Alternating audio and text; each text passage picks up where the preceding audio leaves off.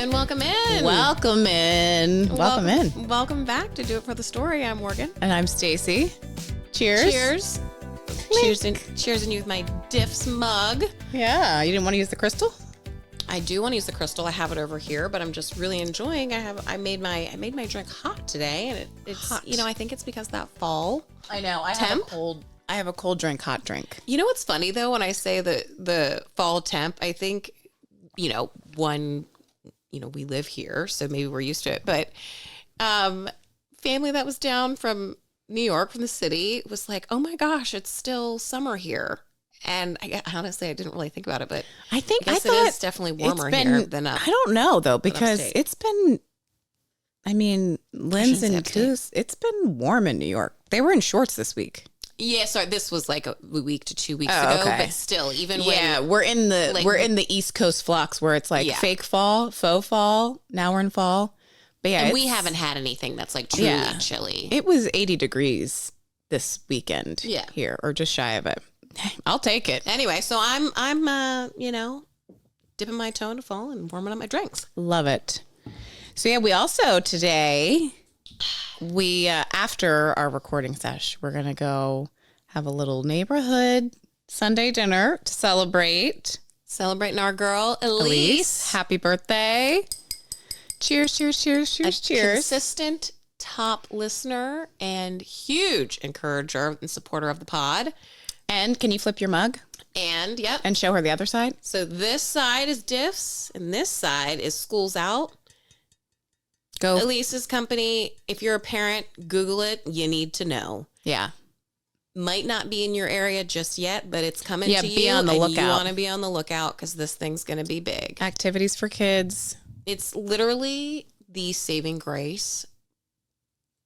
The folks that I know that have access to it in Portland were like, yeah, this is amazing. Because the folks that I know locally in Maryland, we're talking about planning activities for your kids.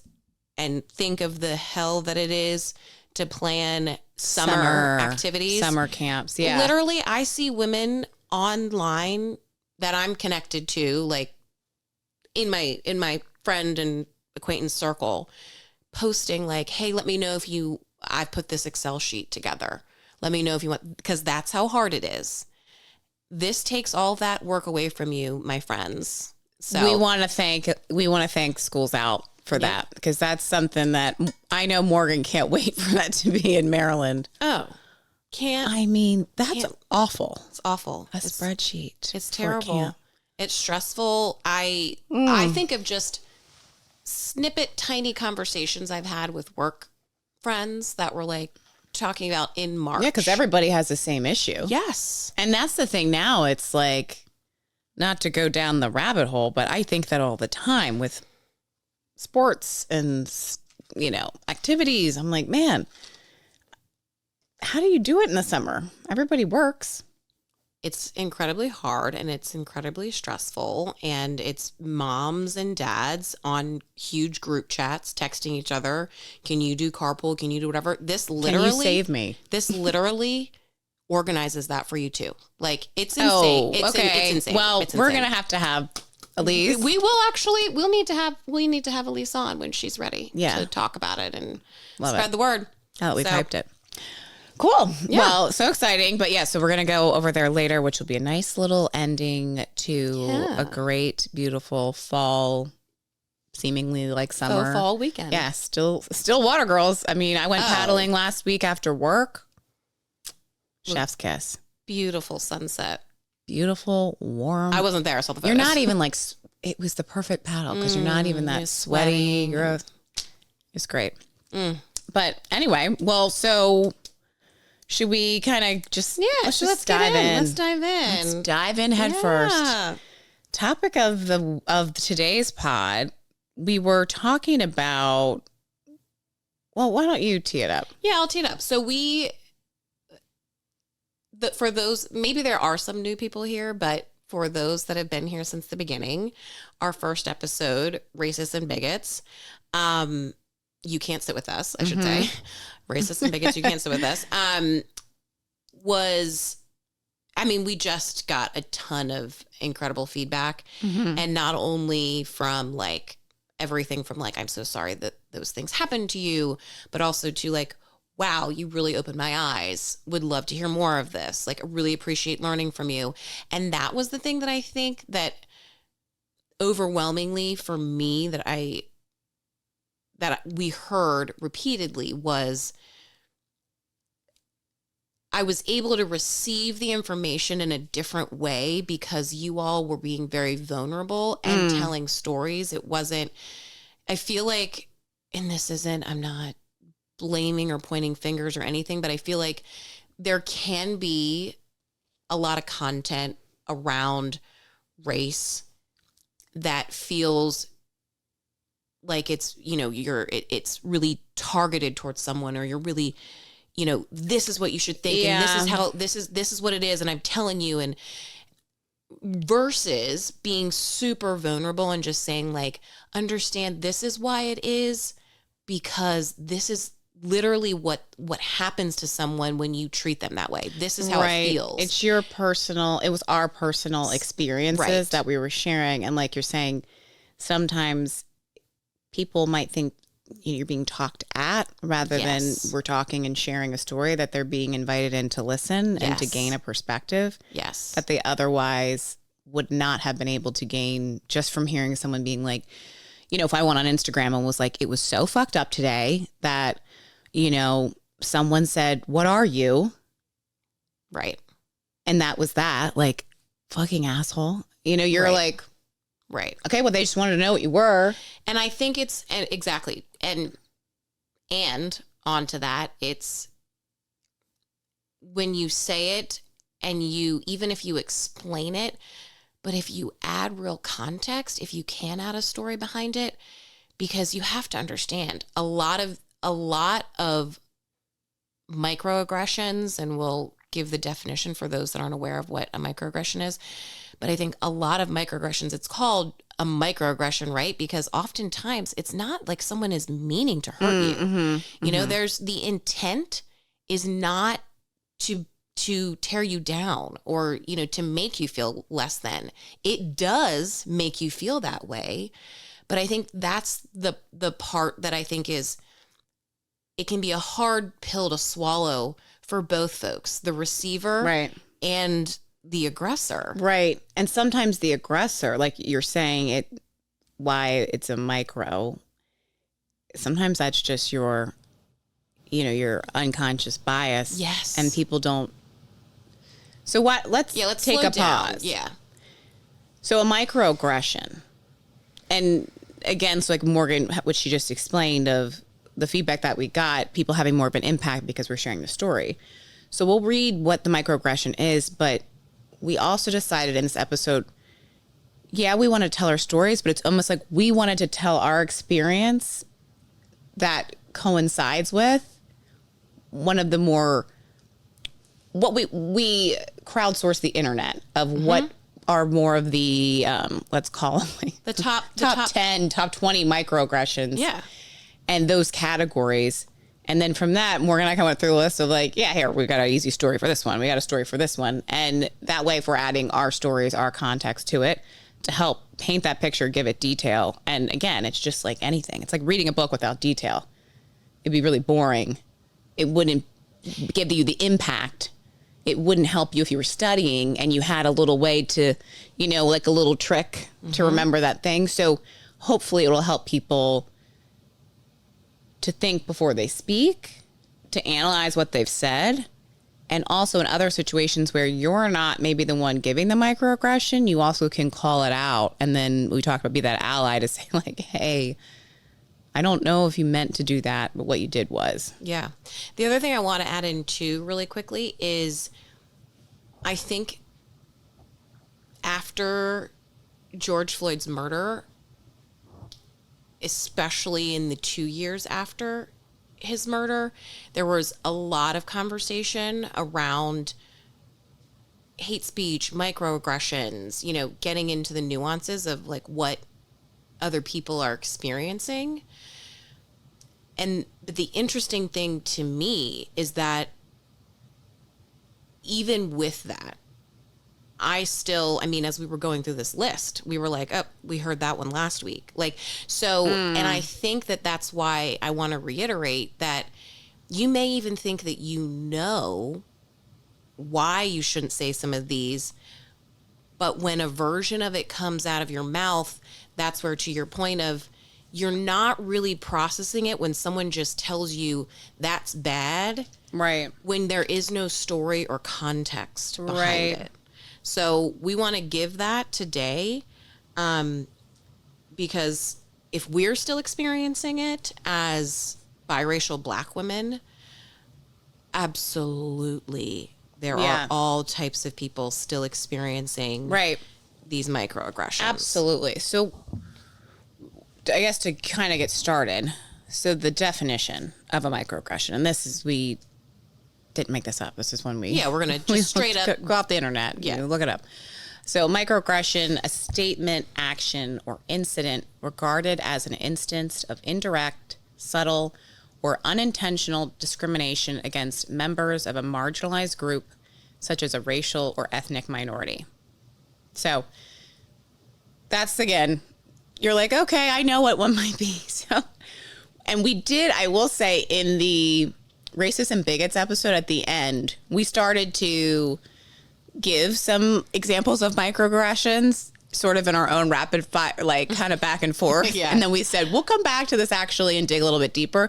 So people also were asking, so we're like, yeah, we'll go, they wanted to know more. Like, and like to Morgan's point about the feedback, someone was like, hey,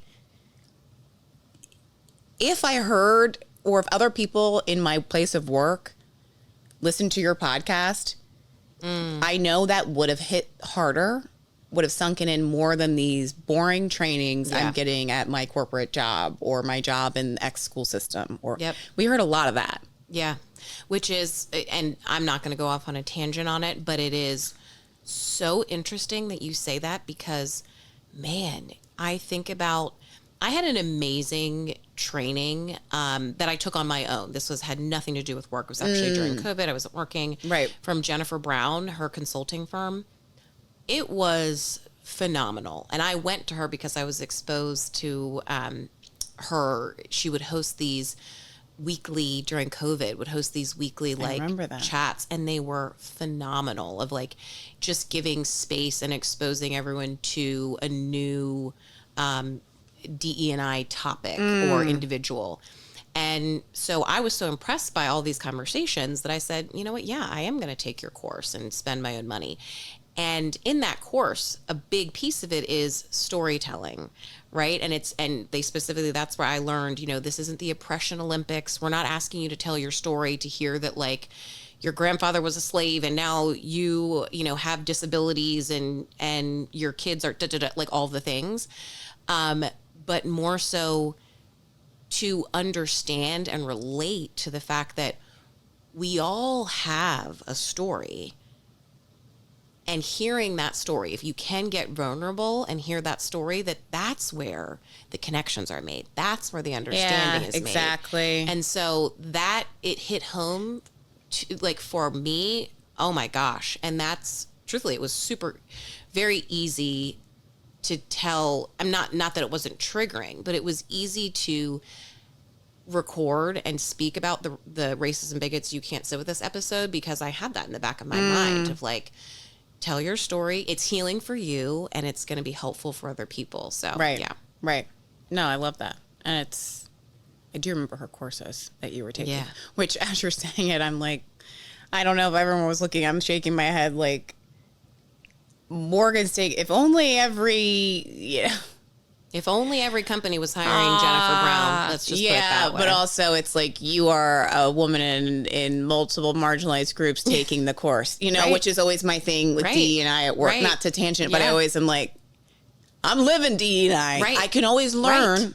I'm always open to learning. But when you come to me and say, hey, we got a position that you'd be good for, DE&I co-chair of blah, blah, blah. Right. It's like, it's not actually me that needs to do it, because I'm living it and I took the course. However, yada, yada, yada. In that, sometimes I change my perspective now. Whereas, like, if it's not me, then who's it going to be? And sometimes, like, to our point of this, having the stories, the examples, if somebody that's up there in front of the room teaching, about certain things or telling my story for me. No. It's not going to have the Zero. impact, right? Yeah, absolutely. So since we're so voluntold often in life, and we often are selected as the, token, whatever, or the person that has to speak up, or we willingly do so, it's like, why not? Fine, welcome in. At least it's going to be on my time. At least it's going to be on my time, and it's going to be agenda. Our agenda, and with my sister, a fully safe space. Right. Because, man, you get emotion. Yeah, I've cried in front of many companies before. How many people can say that are same? Right, same. But other people that aren't in marginalized groups, how often can you say, while telling a story about your life or your family, that you have cried? Yeah. Or that you've been asked to tell your story. And I guess that's what I mean. When would you have the opportunity? It's not. How many people have had the opportunity to tell your story in front of an executive and have to cry in front of them? Hands are going up on this couch. It's like, yeah, it's like, okay.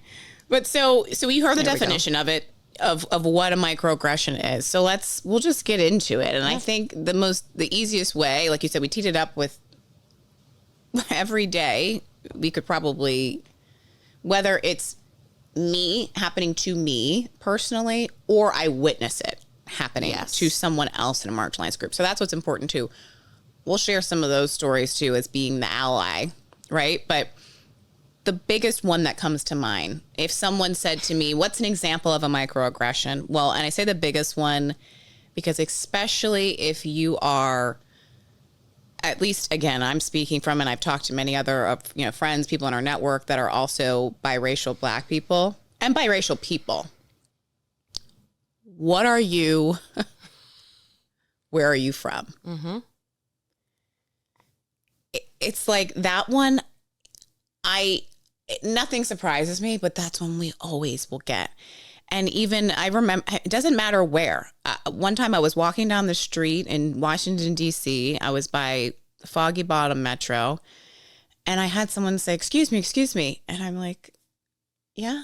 I said, I just had to, you had a look about you that was just so different. Where are you from? Wait, this is someone like you're walking on the street and a stranger had to stop you for this?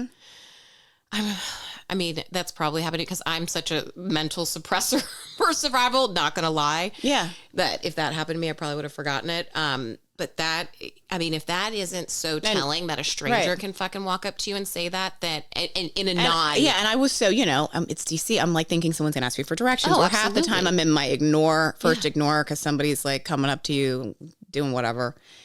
And I just looked at him and I said, I live in DC. I'm from Maryland. Because that's the answer I give anybody that asks me where I'm from. Because it is DC. And you get that asked a lot. It's a very transient city. Yes. And he's like, no, but I mean, like, where are you from? And I said, I don't know how to answer that. I just told you. And I continued to walk away. Right. I'm not going to entertain it. But the only reason why, too, were then when someone's up in your face like that, I mean, number one, like you're saying, suppress for survival, but also there's an extent where ignore or have to do the like, oh, I'm kind, let me answer because I don't fucking know this crazy person. Right. And I don't want them to get pissed and maybe they're about to. Yeah. Yeah. And so.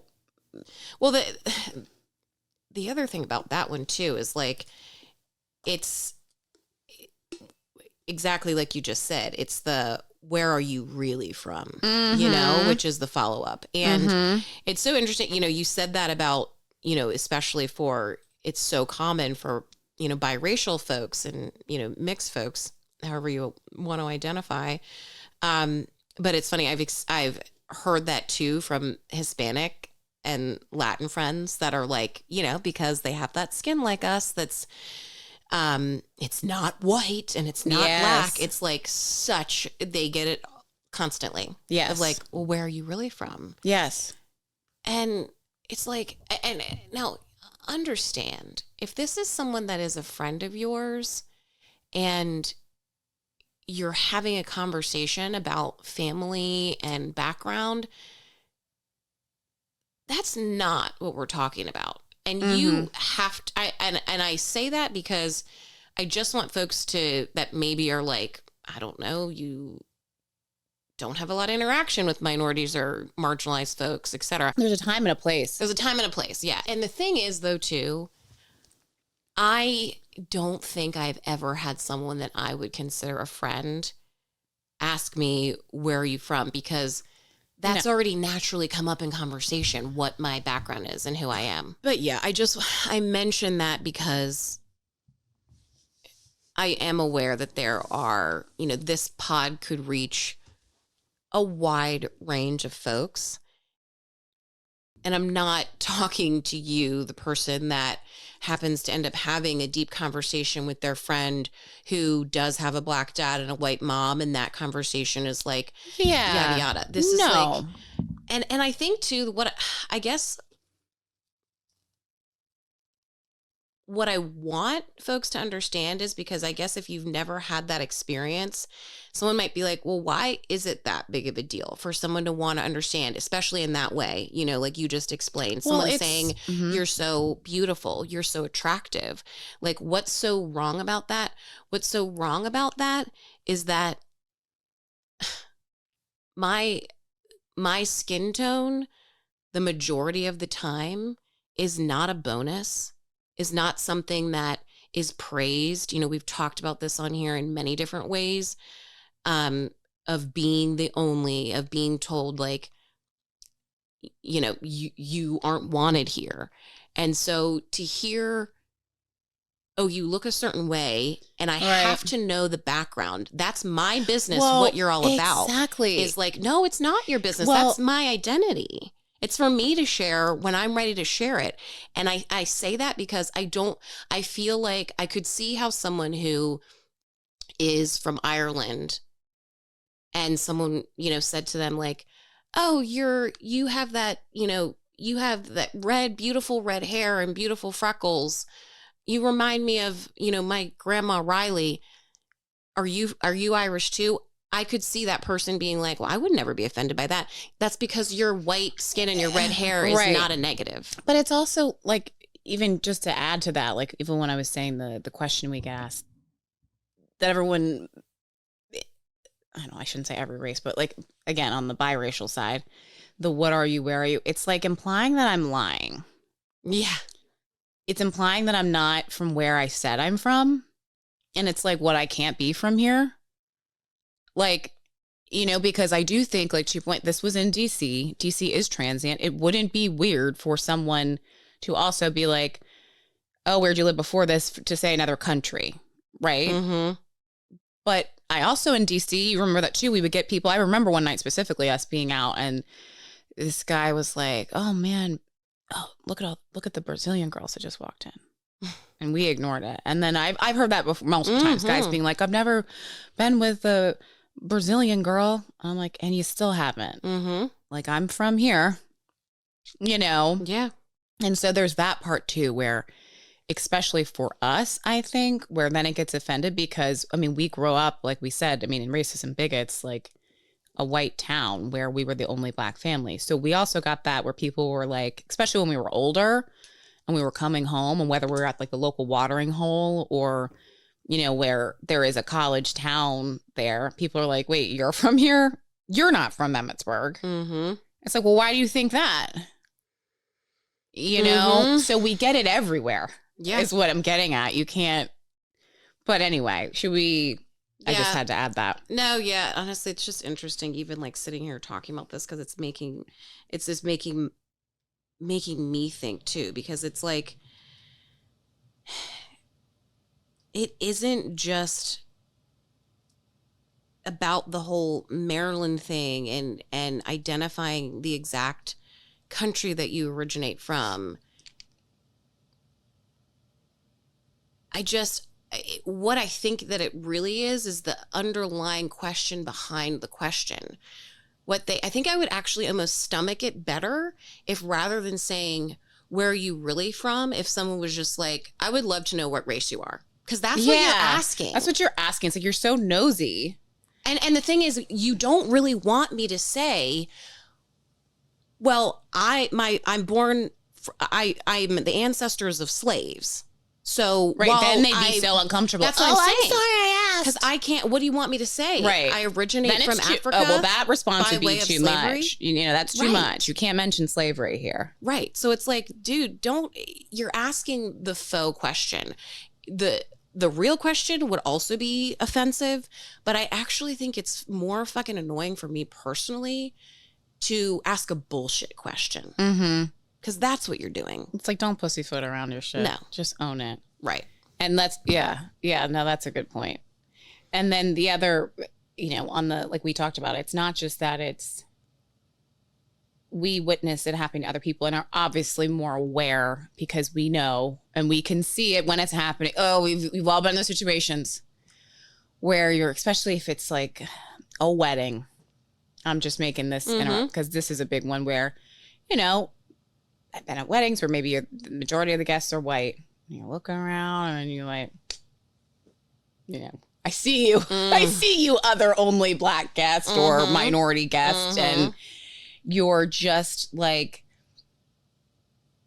and I got to say, especially the relation to like, depending on where everybody's from, there's times when you're going to be way more on edge. Like, I got to look out for that person. Because you're here at the wedding from the small town where we grew up. And you're not from here.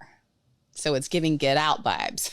Probably for you. But seriously, where you're like, I'm what laughing the fuck? because there's certain things that like, what are you going to do, laugh or cry? And that's all I could do. But yeah, absolutely. Yeah, where you're like, oh God, nothing be said. No one say, but you're waiting for someone to say something fucking weird. And you're waiting for it because it's happened so many times. Yeah. And that's the thing. It's like the times when people are like, well, that was so, I wasn't trying to offend you. Like I'll say the big one that happens to women more often, especially us. And Morgan's eyes just lit up. Go ahead and say it. Oh my gosh. Can I touch your hair? And I want a fucking Kirk. Like literally, I'm pausing because like, I get hot inside because it makes me so fucking mad. And that was the one for me that I don't even remember how young, but I just remember that always, for multiple reasons, it triggered me, but also for the simple fact that I don't want your fucking dirty hand in my fucking hair that takes me hours to do. And it's none of your fucking business. I am not a fucking pet. I'm not a dog. There you go. Get the fuck off of me. Yeah, I'm not an animal at the zoo. No, you can't. And I should emphasize this with, again, to the family members that maybe are ours are listening to this and they're like, oh my gosh, there is a huge difference. If I've allowed you to touch my hair, that's totally different. That's just like I'm thinking of like, like how I interact with my girlfriend. Like I have touched my girlfriend, my straight white hair girlfriend. Straight white hair. I love like playing with their hair because they love they would do it to me. Right. Like randomly. There's a time and a place, and they know, and we've asked. Or like and if my like one of my mom's like one of our faux aunts, right? I'm talking to them at like Christmas. We're sitting at the party. If I'm sitting there and I'm like catching up, and one of them is like just kind of doing that to my hair, like an auntie would. Yeah, if you once changed my diaper, I'm not talking about you. Right. We're not offended. That's not it. No. That's not it. The person the wedding guest who I've never met, but maybe we are mutually connected now because we're at the same wedding of a mutual friend. No, I don't know you. Don't ask me if you can touch my hair. If you tell me my hair is pretty, thank you. I will not be offended. No, absolutely. Thank you. Don't ask if you can touch my hair. Because here's the kicker. They don't expect you to say no. And then what happens? And then it gets fucking awkward. And then it's like, oh, I didn't. It's like all of a sudden it's turned back on us. Yeah. And it's like, that's so inappropriate. And what's interesting too, I took this class and I probably referenced this before in this pod. I know I have with Morgan.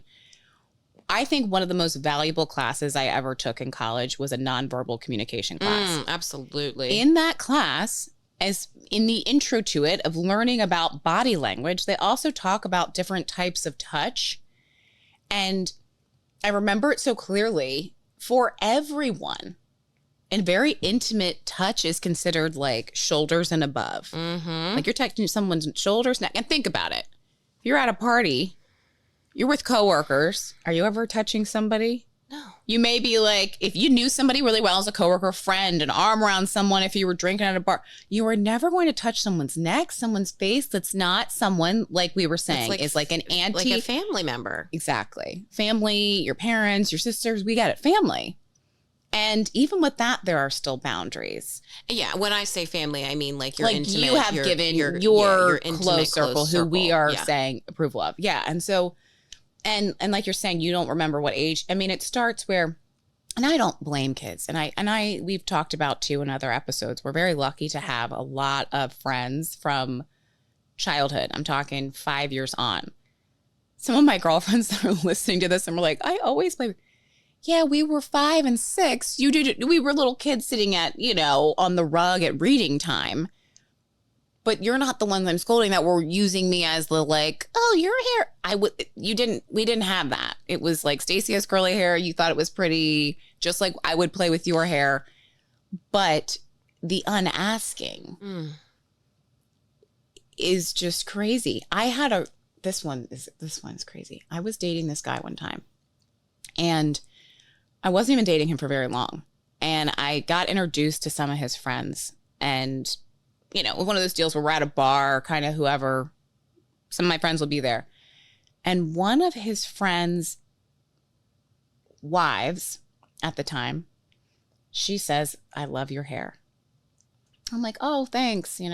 Again, I'm cringing a little. You're waiting for it. I'm waiting. Yeah. I've never met her before. So I'm waiting for there to be then some awkward-ish compliment followed action. And she was drunk. But doesn't excuse it. No, I'm saying because again, this she's to me drunk, again, so like I coming. said, with the personal touch. So me saying she was drunk and knowing that neck up is personal touch is no different than me saying a guy touched my tits at the bar and say, but he was drunk. Mm-hmm, absolutely. Okay? Totally. So she says she did, and I'm standing there, and I had my arm resting on the bar. My back was on the bar. I was turning out. We were kind of a circle of friends, and all of a sudden. And my hair was down. And I'm saying this, Morgan's expression is in because I also hair down. If you're touching my hair, it's not straight. It's not going to go back to how it was. You're taking oils out. You're messing with the curl. You're fluffing it up. Yeah, it does look good. Don't touch it. Don't fucking touch it. The guy I was dating at the time was black. He was like, thank God. Oh my God. And it was actually the first, he was like, he just took her hands, made it like it was okay, you're drunk. And was like, okay, stop doing that. Okay. And looked at me. He was like, after the fact said, I can't believe she touched your hair like that. I mean, I can because I have experienced that, and obviously he's a black guy. It, yeah. Yeah, but I was like, thank God, where he could diffuse it quickly just by being like, he's like, yeah, no, you don't do that. Okay. And then, and it was made into a lighter, I didn't have to interject, but I'll tell you what, that was a first for me. You know what I mean? Oh yeah. Where someone you were dating was able to insert. Yeah. But it wasn't just insert. It was that it was a no. Yeah. Absolutely no. But anyway. My God. No, it's so interesting because the number of times, but the worst one for me was when I said no to the 60-ish year old white male. They got uncomfortable. Me being me, I said no, as they continued to try and be like, oh, are you sure? Can I? And I said no. And then the next day, because it was a wedding. Oh my God. And they were uncomfortable and trying to then make themselves feel more comfortable, said again and came up as a joke, like, oh, I'm going to, and I was oh my, double down. And the thing is, this is what I want people to understand is this shit happens to us constantly. And it is so triggering because of so many times when you are not appreciated at all, or you hear someone say something so shitty about you or your race, and then the one time that you're fucking entertained because of how I look, and you have a knee-jerk physical reaction to be curious about the texture of my body. It's my body. Yeah, it's objectifying. If you don't think you can come up and grab my large tits, which they are, don't fucking touch my fucking But exactly. Hair. But into that, like you're saying, it's objectifying. It's making it like it's this, oh, you're this spectacle. It's like this fetishizing kind of like, it's gross. Yes. And you're also, as a little kid too, where we grew up in white spaces, we all had you're a little kid. I don't care. You're a black person. You're a mixed black. Even if you are just a curly haired person, hair is tough, man, to deal with, to do whatever. Presentations, big of hair, big in the black community too. Again, we talked about it before, because we have there's a standard set for us that's being kept because of how society sees us. Yes. You know, frizzy hair. My hair is always going to be frizzy. That's the texture of my hair. But, you know, when you're like, oh, don't have your edges out, slick back, all that shit. So then when I'm at a wedding, or clearly I've taken the time, I've done it, but I'm also triggered about the little kid that was like, your hair's like a dog's. Which that's literally happened to me as an adult. I had someone say, as I was walking down the street, I never knew a person could look like a dog, or it was something like, I've never seen hair like that, not on a dog. It was something like that. I'm paraphrasing. And I'm frozen. Yeah. And one of the people I was with tried to play it off like it wasn't that big of a deal. And Elise stepped up and was like, oh, it's a fucking big deal. And it took everything. It took me physically saying, we don't know those people. We don't know how they're going to react. She was ready to just go for the jugular. Thank you, Elise. Yeah. You're a true ally. Yeah. I could get emotional, but I'm not going to, because I don't have the energy today. But that is wild. Yeah. It's wild. Yeah. And it's just, so it's like, just don't do it. Don't do it. And hair, to your point, it is just like, think of hair as titties. Don't touch. And when I say that I was offended and that hurt and that had to do with my race, don't fucking tell me it didn't. Oh. Oh, yes. Do not. Okay. But so the other, and even that's a great example of like, how lucky was I in those scenarios where we had an ally, someone stepping in for us, which we've talked before. Very rare. We're used to having to be like, buck, like get the fuck out. And then we're worried about, oh great, now I'm a mad black woman because I stood up for myself, because it's fucking weird that you're touching. God forbid I go up to a white woman with extensions in and start pulling on those bad boys. Could you imagine? Or just a fresh blowout. Yeah. Oh yeah. Hey, let me tussle that up. Let me get in there. I just can't. But it's also when you hear, I've had many people like, we'll be on, this is again, first time it happened, I was 11. We were on a trip to Puerto Rico, and everyone kept speaking Spanish to us on that flight, the flight attendants, and were asking us. And at the time I was in Spanish class, so I knew what they were asking. And I remember Kiki and I sitting next to each other, and I replied in English, and people were like, oh, one person actually even said to me, because we replied with just like a Sprite. I didn't say like, I'll have a, she's like, Sprite, please. I don't remember if it was that situation or another time, but even saying like, oh, your English is great. I'm like, I don't speak Spanish at all. It happened to me when I would go visit my friend Katie when she lived in Miami. I mean, everywhere I went, people spoke Spanish to me, and not her. And she was like, white hair, redhead. When James studied abroad in Costa Rica, and I'm traveling with him and Adam, and their Spanish was much better than mine. I mean, James was living there. Yeah. Everywhere we went, people come up to me, speaking Spanish. I'm like, no, it's him over here. And it still happens to me randomly, whatever.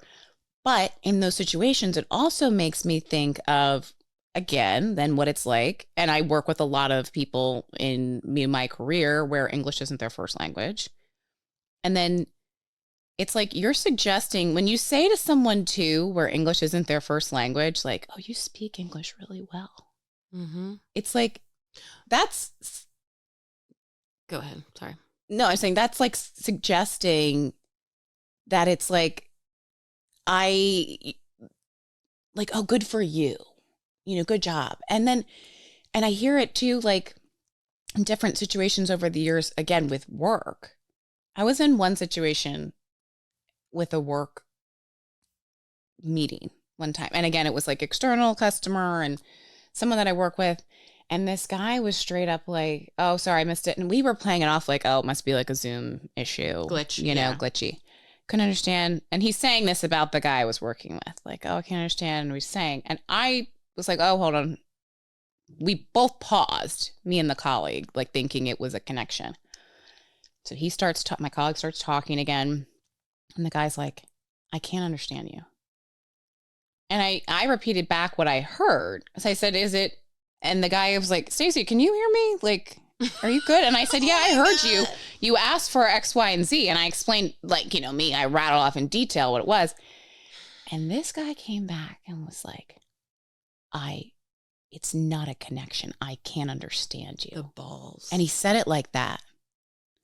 And obviously what I did in the moment, because I was, again, time and a place, put it this way, we were both in a tricky situation because we were two minorities and a white male on the phone, right? And it's still, we were in a position of like, this is someone external, a potential client.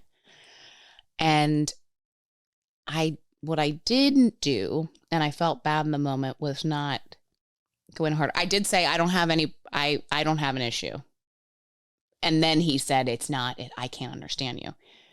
I did not allow us to go further in that relationship. Like, I didn't allow this person to work with. I was like, absolutely not. I'll get somebody else to help here. This is not a safe situation. Mm-hmm. I don't want to tee this guy up, one, to be uncomfortable, but also to be potentially working with someone that could lie and make up stuff. Well, and I was going to say, just to give you a little bit of peace of mind, knowing that person was an external client and had the tone, wasn't just saying, oh, sorry, I just really can't understand you. That's what blew me away. Had the aggressive tone, then this person's not, like, you don't know what they're going to do with how you exactly react. what it was. You could be blown up in a negative way, and it just... Right, so we didn't, and we both knew, and that was the thing. We both knew, because it had happened. We knew how to handle it, and it was a situation where, like, I was like, thank God.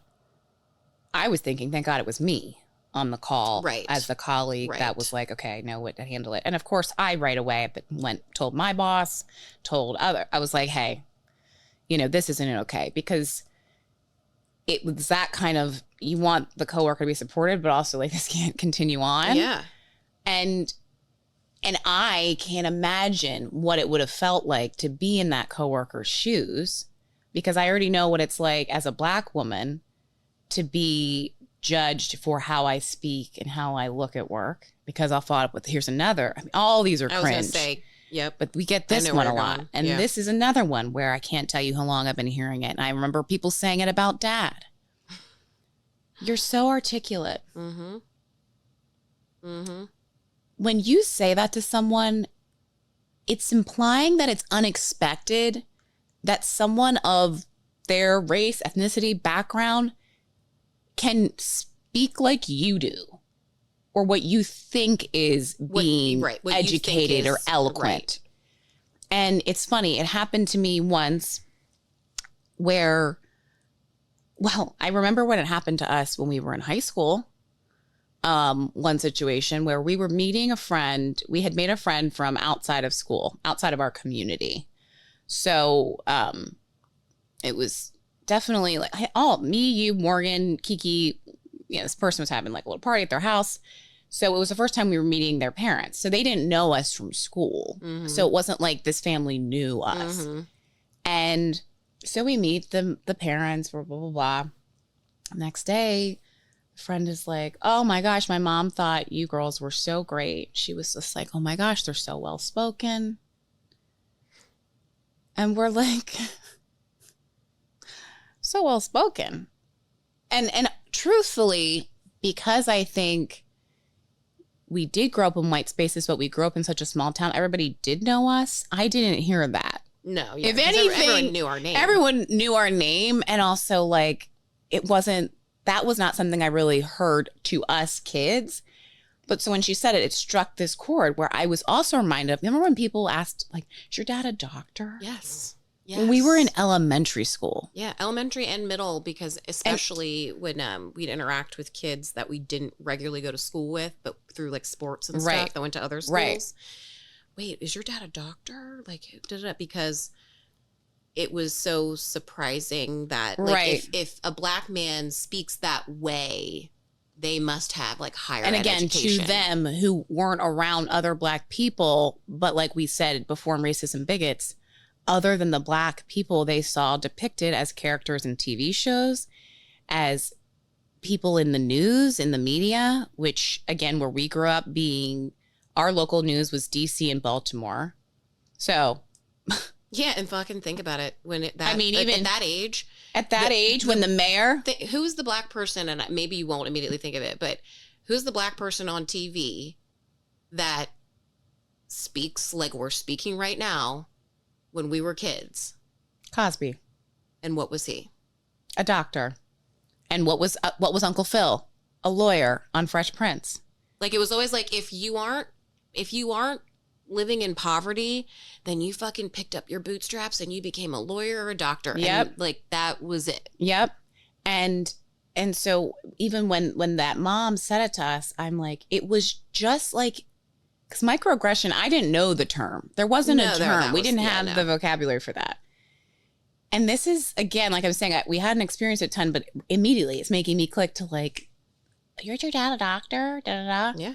But it's happened to me recently too, at like a networking event. I was there and someone said to a colleague in my network, like, who was a black man, oh, you're so well spoken. Did you use ChatGPT to come up with your intro? That's the kind of thing that honestly, 2024 in a professional networking setting of people that are working at very well-known brand, companies internationally. And my face, and I didn't want to, I want to step in, but this is two black people, right? Like, he's saying it to another black person. And I didn't want to it's like in those moments, be different with a white colleague stepping in and saying like, fuck off. But then you're kind of like, I got it, is how you feel. Like, I got the football, I'm the quarterback. So I stood down. I didn't say anything right away. Of course, I hated that in the moment, but I didn't. But afterwards I said to him, like, sorry, I like didn't say anything. And he was like, no, I did the Obama, Stace. And I said, what? And he goes, I remember watching an interview years ago where Obama was interviewed, or there was someone said, how do you speak to people saying that, oh, you sound so eloquent, you're so well spoken, da, da, da. The microaggression, especially him being first black president. And he said, oftentimes I ignore it. I just don't acknowledge it. Yeah. I'd like just keep talking. He said, because there's a lot more important stuff that I got to focus on. And so that's noise. And I just tune out the noise because there's too much noise, that I could be focusing on or something. Yeah. That actually reminds me of Pamela. She was asked that same kind of question about Trump saying that, like, now she claims to be black. And she was like, literally her response was something as basic as like, I'm not surprised. Next question. Right. It was like, are we really like, right. Do you remember him campaigning in 2016? Like, I do. Not surprised. Move on. Yeah. Don't even, I appreciate, in my mind, what I would be thinking of is, I'm appreciating that you're flagging this for all to see, but I ain't giving it time. Right. And that was the thing too. There's so many stories. I also was on a call, and it was a conference call. We get off the conference call. This was with a VP of sales at the time. And I hadn't been working at this company for that long. And we got off the phone, and he has his laptop pulled up, but not facing towards me. He goes, huh? I said, what? He goes, that surprises me. And I go, what? He goes, I did not think she was black. I'm sitting there like, And what in the fuck do you mean by that? this is in 2019. You know what? This is, okay, I'm going to say this out loud because this is the perfect response. I saw someone say this recently on Instagram. Please do share this. Yeah. And she goes, when somebody says something out of pocket to you and you don't, you're caught off guard, you don't know what to say, all you need to say is, excuse me, could you repeat that? And let them go ahead and fucking double down on something so fucking ignorant and stupid and see how they respond. Usually they'll correct themselves. And then you say, oh, okay, that's what I thought that's what you said. Or let them fucking double down. And then it gives you enough time to think of simply, even in that scenario, simply saying, and what do you mean by that? And I'm so glad you said this because I honestly almost when I had a situation the other week where that happened, I forgot. I almost texted you and Kiki because I remember one of the two of you shared it, or probably all of us were talking about it, and I was like, I need that line. What did she do? Yeah, I got to remember that for my toolkit of self-defense. Yes, but yeah, I looked at him when he said this, and he goes, I didn't, she didn't sound black, and I said, how do you think I sound? I remember you said, and this motherfucker just goes, said nothing, because this is also, I hadn't worked there very long. He probably didn't, and I just got up and walked out. At this time too, I wasn't comfortable going to HR. Wasn't trying to create noise. I'm like, who the fuck is? Yeah, but and it's just like, here we go. Like I've heard other people say, when people are like, well, you don't sound black, or you talk so white. I mean, I've had other people tell me that are in interracial relationships that, they're black, in a relationship with a white person, and they've had the white person's family say it's okay, be yourself. And he's like, sorry? And they're like, you can just kind of relax with us. And he's like, this is how I fucking talk. Swear to God. This was an older former coworker that was, bit older than I was. I mean, his kids are probably closer in age than me, but he was like, Stacey, I swear to you. And I was like, what? And the thing that we have more that we're going to get to, but I just don't want to forget this and forget to say it, in that it's so interesting because what we're talking about, like these examples that we're talking about, sure, we're going back to when we were kids, but with each example, we've had an example with each topic, we've had an example of something that happened to us probably within the last month, but let alone within the last year. So we're talking about 2024. This, DE&I, George Floyd was murdered. We're all going to change. And that's the fucking laughable thing to me about I'm not going to even list them, but every conversation under the sun revolving around DE&I, whether it's trying to get rid of affirmative action or just eliminating DE&I at work. And y'all wonder why we're like, are you fucking serious? Yeah, and we're so tired of leading the DE&I conversations. Yes, I'm tired. I'm like, I don't need to relive my trauma with my fucking coworkers. Right, and now, and that's the thing. I don't make enough money to I'm like, you want to give me a raise for that? Right. Sure. What does everybody else have to expose themselves? Are you going to ask your colleague, your employees that identify as LGBTQIA plus community to share their coming out story? Some places probably would ask some shit. Yeah, I do actually know of places that maybe not necessarily their coming out story, but absolutely were bringing people into the fold because they were LGBTQIA+. Oh, yeah, absolutely. I mean, yeah. And where it's like, hey, we're doing something, Yeah, we're doing something for the company. I worked at this company that I'm not kidding you. I was there, I think, on my orientation day, and part of it was within the first week. And they're like, meet these different groups. Here's somebody coming to, blah, blah, blah, from the product team, from this team. And then you have the session with HR. And the person from HR said to me, you would be great on our, and they called it something different. Let's call it culture and something, but they're D&I. You'd be great in our D&I group.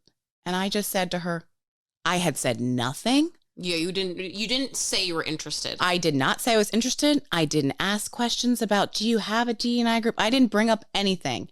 She just said it to me, which tells you a lot about the dynamics of the demographics of the company, right? If you're asking me. Right. And I'm like, here I go. I felt like I was back in, elementary school, high school, where you're like the only in your school. You're the Frederick County Kappa Alpha Psi Scholar for Catoctin. Yeah. Because nobody else is. Yeah. And I just looked at her and I said, oh, really? What made you think that? What makes you think I'd be a good fit for that? She didn't fucking say anything to me. A coworker at the time who was a gay male, literally, he's like, I choked because he said it had happened to him. But he was like, but I was a sucker that said, yeah, and joined. Yeah. But he was like, the look on her face.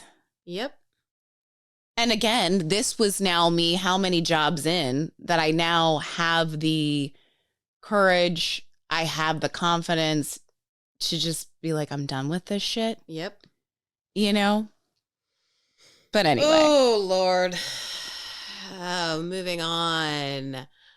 This is one, I'm just going to go right out and say it. Yeah.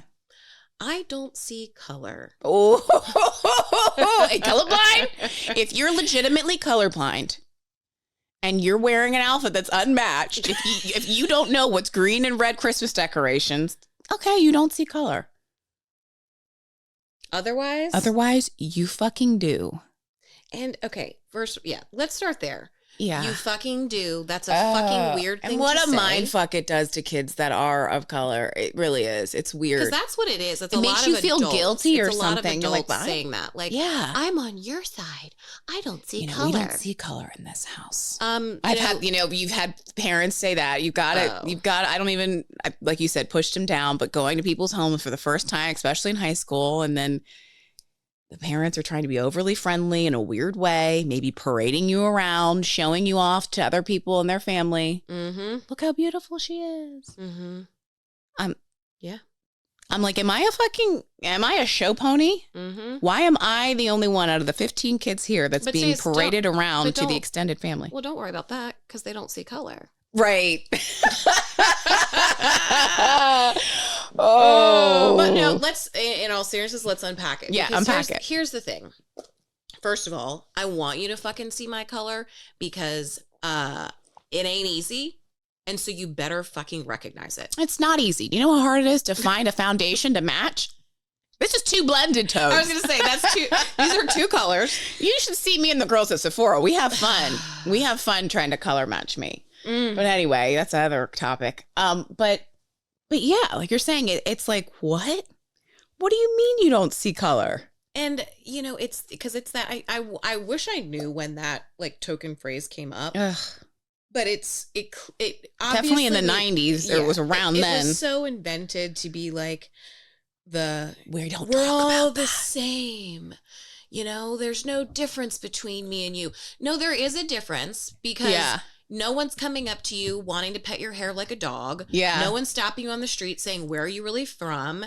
When you go to the doctor, they know what psoriasis looks like on your skin. Like, do I need to continue? Well, and you know what, for me, when it's kind of funny when I'm just thinking of situations where I've heard, we don't see color. It's like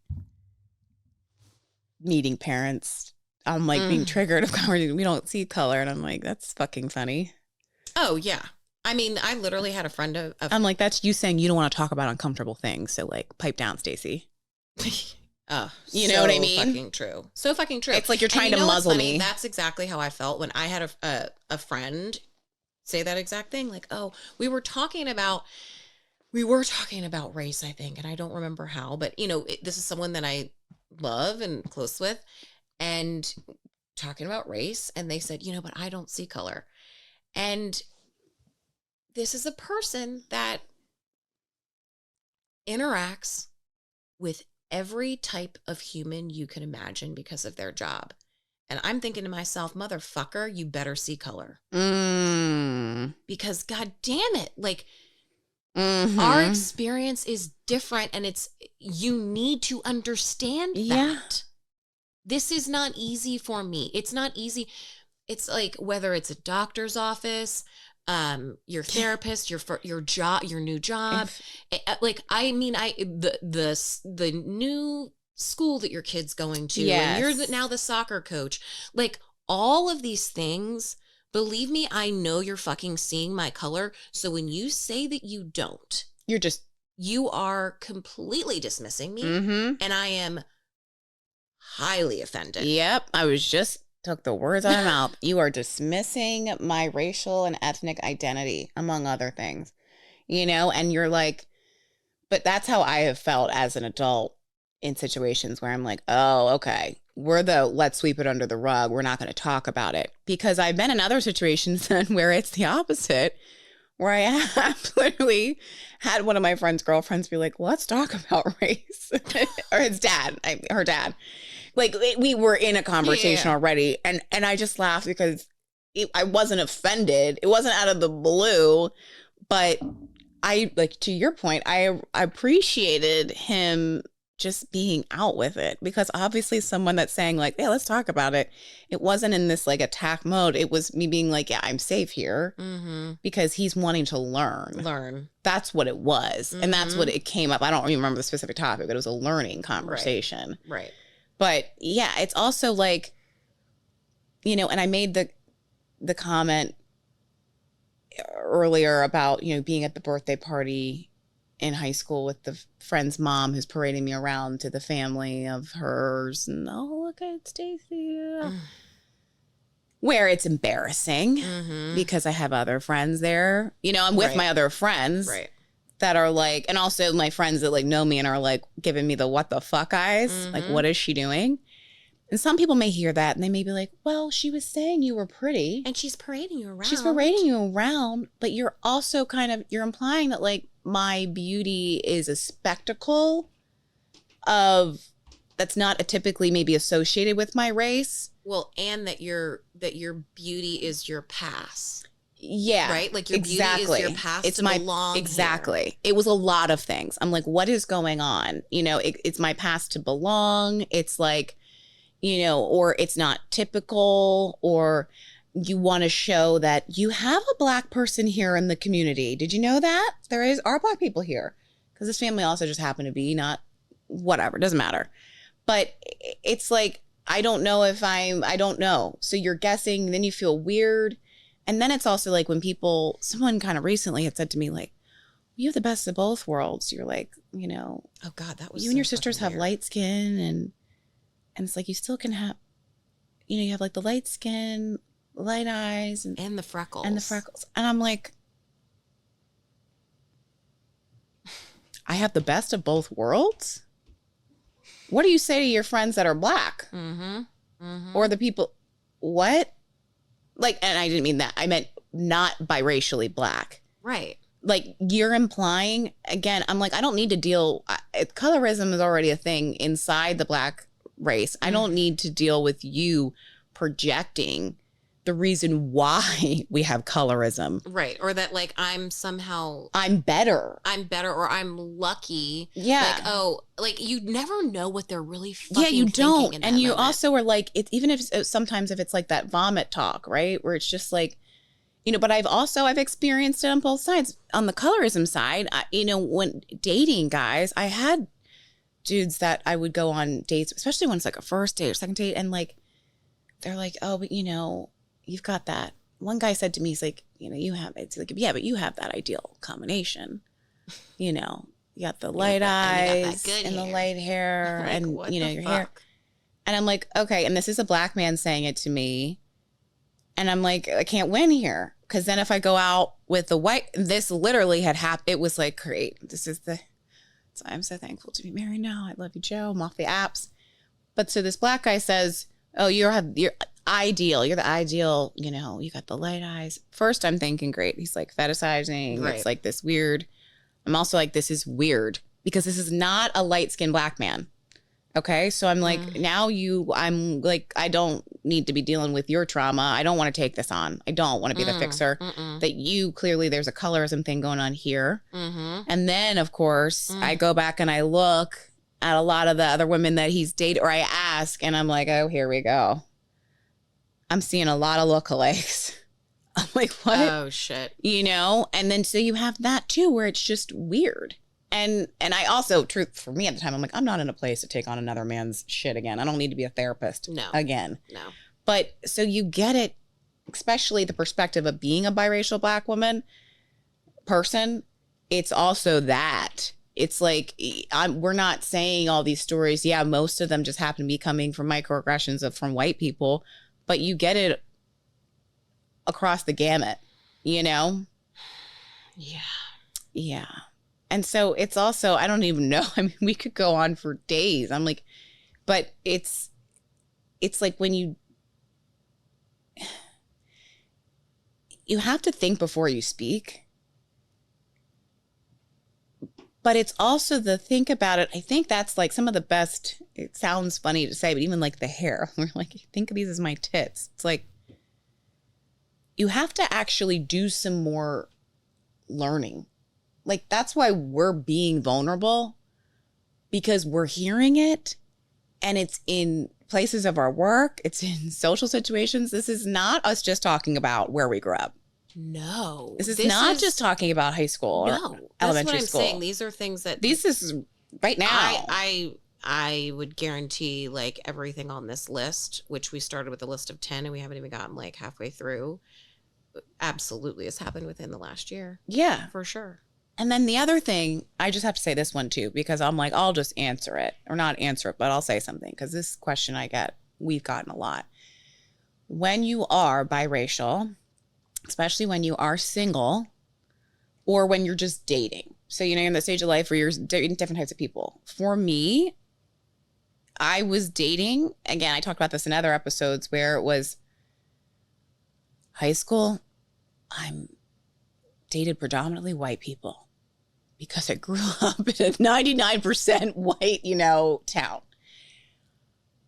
I remember being 19, coming home one summer from college. I'm 19. So that means I've had 1 year in college. And I've grown up in a white town since birth, right? Someone saying to me, oh, well, like, you're only into like white guys. Do you like ever date Black guys? Are you like into Black guys? And at the time, this was somebody that was from home, so was a white person. And we were at a party at home, and I'm looking, and I said, yeah, I'm really into Black guys. There's so many here. Like, are you fucking kidding me? And I also said, you know, it just so happens to be who's around me, what their personality is like. Also doesn't fucking matter who I date. Mm-hmm. Doesn't matter. It's just like how it's so unfortunate that we still have to say, oh, people coming out or they're closeted. Mm-hmm. And it's like, and I've said it to other friends of mine who have, air quotes, come out to me. It's like, you're letting me in now. You are being vulnerable. Mm-hmm. You're letting me into your life. Just like this. I'm letting you in. Mm-hmm. I'm sharing now. You get to hear my perspective, what I like, what I don't. It's none of your fucking business who I sleep with, what I'm attracted to. If I only liked white men, if I only liked Black men, if I only liked Asian men.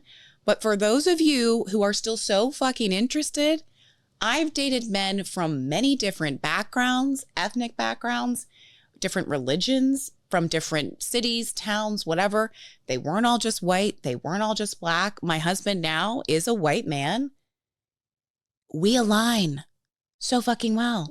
I don't have to defend it, but I'm just saying that because people, I get it all the time. And I'm like, enough, dude. Well, and it's also too, though, it's like, is it their own that they were weird about dating outside their race? I don't know. I don't know. I can't answer that, but it's on top of everything you just said. It's also, nobody's asking you, do you ever date? I'm not saying Stacey. I'm saying you, white person. Right. No one's ever asking, do you date Black men? Do you date Bingo. Asian men? And I think it's because of like, I know that there's folks that are saying, and this could totally be true, scientific evidence of like, you're attracted to, just like the tribe that you were, like you're attracted to. Yeah, if you were. Yada, yada, yada. Sure. And so I can understand. I'm not overthinking you, white girl, dating only white people. Right. Genuinely not overthinking Right. it. So if you had never dated outside of your race, because you just rattled off every Right. religion, Right. it wouldn't fucking matter anyway. And what it is that if it matters to you, fine, but it's nobody's fucking business. Right. And that's where I'm always just so floored. And I guess, obviously for me, I'm a biracial person dating outside. I'm always dating outside. Right? Also, I don't, just like when people are, not to get into the top, but people get so mystified about sexuality. How can they, I'm just like, I don't fucking care. That's what they're into, but people still, I'm like, okay, I'm married. I'm like, what do you want? I don't know. I'm like, and it's also too, like, because I know people are just so curious about it. I think because of us, because we are biracial and people are so used to seeing people stay within their race. Yeah. But all I can say is it's just like who you're naturally attracted to. Yeah. I think that there is probably I'm attracted to attractive people. They've all been hot. There you go. Hot people. That's what I'm into. No, totally. But I think on top of that though is I could also see a nature versus nurture, like I could see if you are a person that has only I actually had an Asian man that I dated. I wouldn't even say dated. Like we were whatever. Seeing each, it was like 20s. We went on some dates. Details. I'm just kidding. Yeah. Tell all. He was from an area. We were being vulnerable, to marginalized folks. Sure. He was saying to me, the area that I'm from, my family and I are the only Asians. Like everyone around me is white or certainly not Asian. Right. And he's like, I really think because of that, I really commend this guy. It's like hilarious looking back on like people that you like went on a couple dates with, but like, he's like, I really think because of that, the only people in my race, women within my race that I was around were people I was related to. So he's like, it just kind of, I have never then felt like I was naturally attracted to Asian women. He's like, I have only ever, and here I am a, mixed black woman, it's not like he's clearly only dating white women. Right. Just like, he's like, and this is when we're living in DC. Right. He's like, and now I find myself really never dating Asians. And it was almost like I felt like he saying it out loud to me, being another marginalized person. He felt safe. And he was probably wondering, like, am I okay? Because you are clearly not Asian on a date with an Asian man. And he's like wondering. Right. And I was like, I totally can, like, I think that's totally, it's like, what is normal, Yeah. That's and totally you're like, okay. I don't know. Overthink it. Maybe you're just naturally, for some reason, I don't know why, not attracted to Asian women, or maybe because of how you grew up, or maybe you haven't met the right Asian person. But I bring that up because I haven't delved into that, right? Too deep. But it's something that stuck with me because I was like, that's super interesting and really honest. And I said that because it's not anybody's business but his. Yes. And who he wants to tell. Yes. And so, yeah, I don't know. And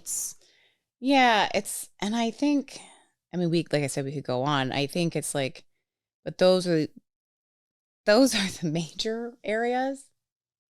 And feel free, I'm not trying to like stop us. The only thing I was thinking that another area I don't think other people always realize is a microaggression, where it's kind of like this assumption that like, well, everybody can see it, everybody can succeed if they work hard enough, Yeah.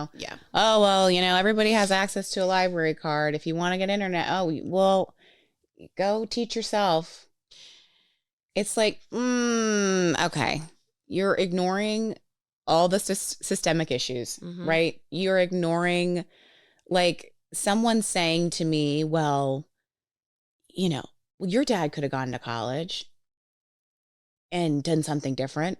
And it's like, well, if you listened to the episode with our parents, did you hear how the athletic director kept all of his letters for college scholarships because there were racists at the Catholic school that he went to? And he didn't get those letters until he'd already graduated and moved on. That, for someone that didn't have parents that went to school, that had parents that were still, like we're saying, our direct ancestors. It's not ancestors. I don't like saying the word ancestors because I think people hear that and they think it's a long, long time ago. Direct family members that were slaves and then became, indentured servants, whatever. You're ignoring that. You're ignoring that land that potentially was owned by Black family members. Like, go back in history and read it. Like the land that maybe one white family has had in generations, and the farm that then got sold and everybody got a piece. Well, the Black family next door, the land probably got taken from them because the taxes got raised up intentionally. All of those things. And I'm using just a generalized example. Well, I can give a specific one. Yeah. So here in Annapolis, I'm going to forget the ward. My husband's going to be like, I can't believe you don't remember this. But there was downtown Annapolis. There was a specific area of town known to be like the Black area of town. Yeah, like Black Wall Street. Yeah, and in Oklahoma, yeah.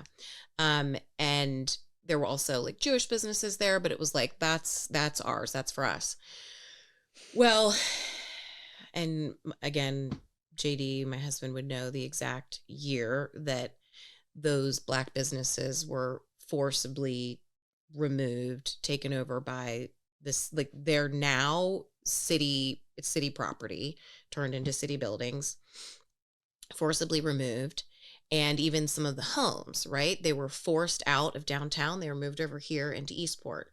Now you might be thinking, well, Eastport, oh my gosh, Eastport was not when my house was built in the late 60s, it was farm fields across from my house at that time. Are you serious? Oh, yeah. Wow. Bus depot and farm fields, totally. Like this is a lot of development here in the last, 40, 50, 60 years. And so those folks were forced into what now here is Harbor House and in public housing, for those that aren't familiar, over here in Eastport.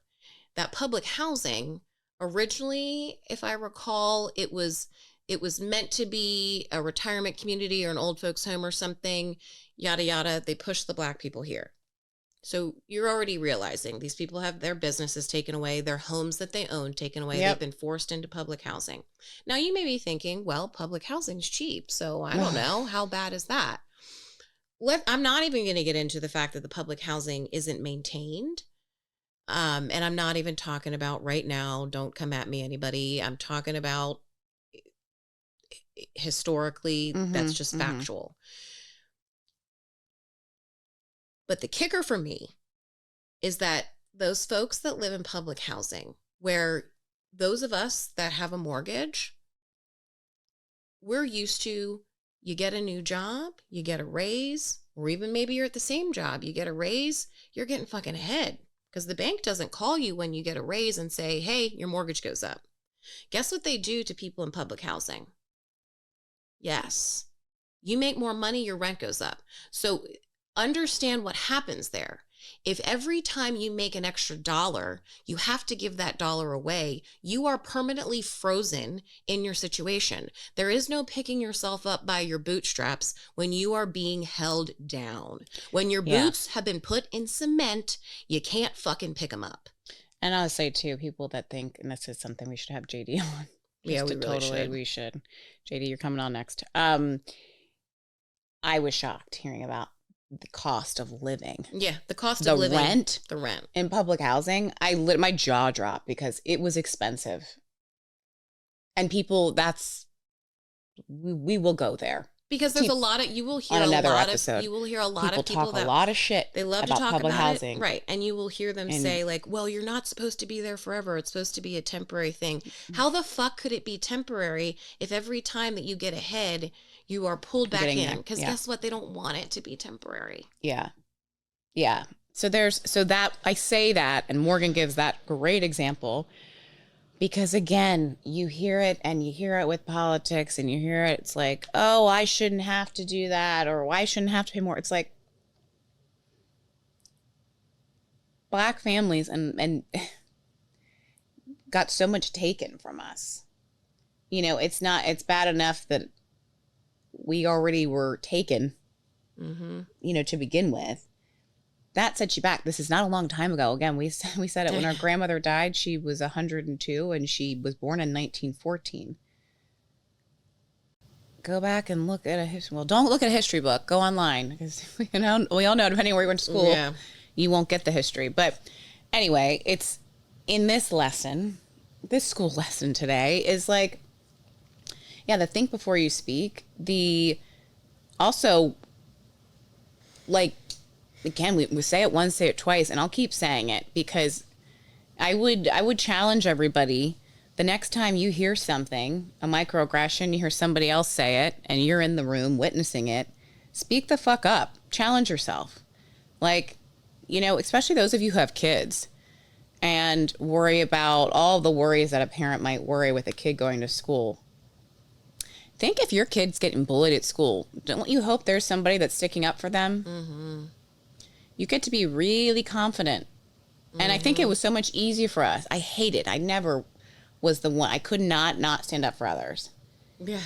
Yeah, we were raised that way, but also we were used to getting knocks all the time. I mean, these are microaggressions that we were sharing that are more, like we said, a lot of it is today.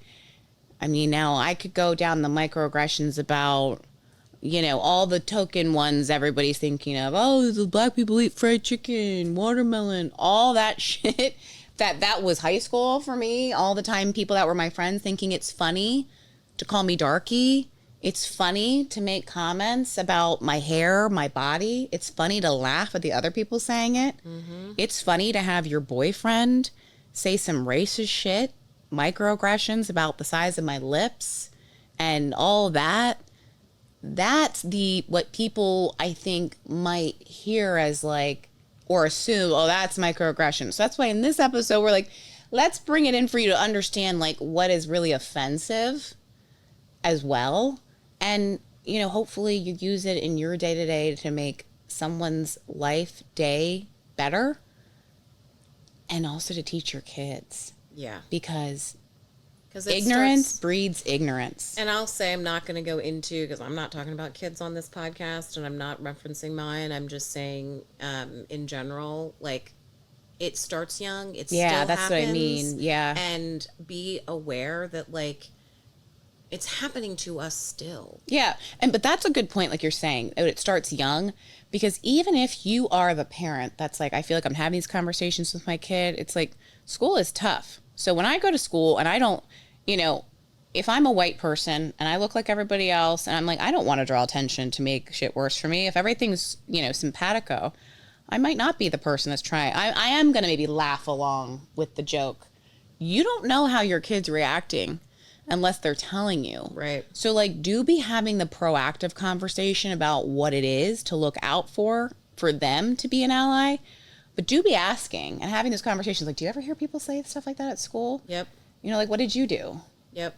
You know, because I will say that we were, yes, the marginalized kids always. We were always the, you know, the others. I still, both of our parents, but mom always be like, you better stand up from somebody. You know, if we came home and said this person's being mean, you better say something. If you're not the parent going in there and telling your kid to stick up, then you're raising your kid to be the person in the conference room that's also going to just put their head down when someone says, did you use Copilot for the intro? Yep. God, and it's so funny you say that because I honestly didn't even think of, because of our own experience, but like I remember literally a girl on one of the sports teams that I was in high school being bullied for whatever reason. And who was it that went and told that person, you better shut the fuck up? And I won't say exactly what I said, because believe me, it was way more intense than that. Yep. Don't let it be always the kids that are dealing with this shit, having to be the ones that end up sticking up for your kid when they're fucking bullied for whatever random thing is occurring. Like, Teach them early. Teach them early and teach them often. Beautiful books. There's beautiful books about just exposing them to other people and how all these things are amazing and beautiful. It doesn't have to be scary and intense and bad. It's and like also you can too, praise. For us, I will say, I will offer it up. Reach out to us if you're like, this is weird. I had this situation. My kid told me this, or even if you don't want to say it's about your kid, whatever, however you want. Like, we are inviting you to have a non-judgmental, safe place. I say this to people in my workplace too when I'm having D&I topic conversations. I'm like, I get it. If I'm in your position and I'm a 45-year-old white male at work and I'm trying to figure this out, maybe all this vocabulary, it hasn't always been this way at work, I too then might be a little hesitant to ask you, like, hey, is this thing okay or not? But when I'm giving you the invitation to be like, hey, trust me, we're good, safe place, DM us, whatever, talk to us about it. If you're having a situation, and you need to talk it out of how to handle with your kid, if they've said things that you're like, oh shit, I thought I was doing a good job. And maybe you're not doing a good job, but like, you remember school, it's tough. It's tough. And kids say shit they don't understand. Yeah. So make them understand now so it doesn't become a habit. Well, and that's something that actually I'll say too, just to like, for anyone that's like hearing this and like, they're getting tense and they're like, oh my God, the guilt is setting in and you're sweating and whatever. Like, these are called microaggressions for a reason. I'm not saying that they don't hurt. I'm not saying that they don't add up and feel horrible. But I am aware that at times, I'm not saying all the time, but I am aware that the intent is not always malicious. Right. So that's why when we're saying, like, if we've brought up something that you're like, oh, fuck, I've said that before, please do not go down a fucking spiral of I'm a racist and I need to atone all my fucking sins and all the things. I'm just saying, slow down, think before you speak, do some research. I mean, it's not that hard to find information. The internet is a beautiful thing. It's not that hard to educate yourself. Yeah. And please do not go ask your black friend. We're giving you permission to ask us. Right. We're saying ask us because you don't need to. We do. You always have to be. Yeah. It's ask us. And it's also like, just in that too, if you find yourself in a situation where you didn't mean to, like, again, like Morgan's saying, it's a microaggression, and then the person maybe on the receiving end or that was offended is upset and they're telling you their side, like Morgan said earlier, do not tell a person of that marginalized group. And I will say, don't tell me, a black person, no, it's not a big deal. Or, don't try to diminish that. So just don't do that. I'll say don't this. do that. Don't. No. Don't say it's not a big deal. Don't tell me how I feel. Don't tell me how I feel. Because and also, if you're sticking up for someone else, do not excuse their behavior and say they didn't mean this way. That they can fucking call me. Mm-hmm. They can tell me. Mm-hmm. And if they can't, I'm going to put a big old R on their chest. Racist. Anyway, maybe that's where she should end. I'm kidding, but I'm not. Maybe I am. We'll see. All depends on the situation. Well, anyway, I think this was a great episode. I know a lot of people have been asking us to go back in on the race stuff. Take it in. Let us know. And we have to give a shout out to, for this, a couple. Sarah, you know who you are. You know who you are. Our beauty that we saw this week. Our beauty. I'm dying. Morgan is in love with you. I mean, we are too, but thank you for also being a listener, giving us feedback, and also helping us to kind of get some ideas going about this topic in particular. So we appreciate you. And when I say beauty, she's a beautiful person inside and actually, and out. You know what's funny? I'm going to say, two Sarahs here. Both married to two of our favorite guy friends. Yes. And both happen to be working in, well, I won't give the tea, but thank you both for giving your feedback about the topic and your experience and for encouraging us. We appreciate you. We appreciate you. And unrelated to the topic, Alana and Gear, y'all get a shout out too. Just for being great supporters. Just for being great supporters and consistently listening. And Gear, if you do the work, we'll have you on the couch. We will have you on the couch. And you know what that means. You know what the work is. Yeah. Share this. A lot. Make us go viral. I'm kidding. No, I'm not. Yeah, we're not. But in all seriousness, like us, share us with at least one person, review, and thanks. And if you want us to come talk to your organization, let's talk.